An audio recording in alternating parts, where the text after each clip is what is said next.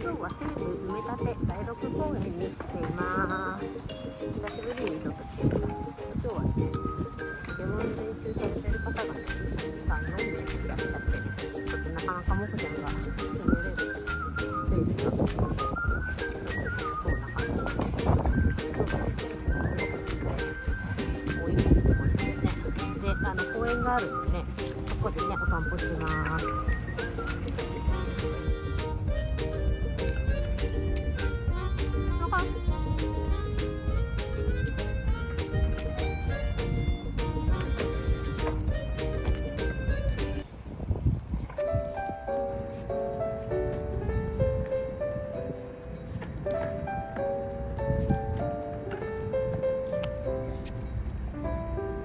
頑張れ、もこちゃん。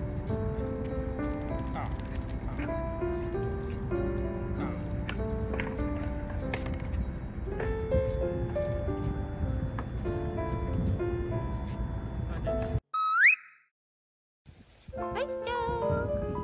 ホームグラウンドの広域公園に来ました。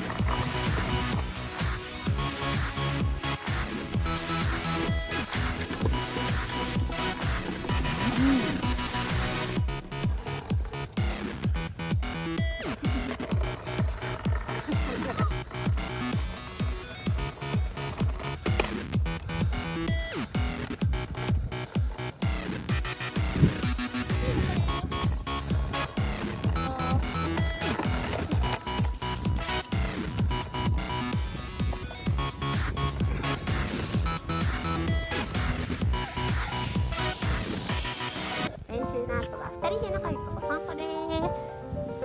ちょっとね、夕方なんで寒くなってきたんでね、あったかいぬくぬくのお洋服を着て楽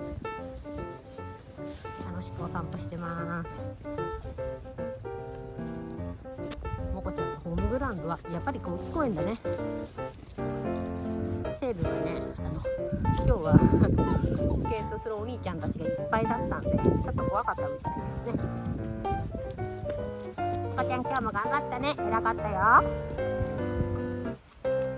アリスちゃんも見守りありがとね。いつも。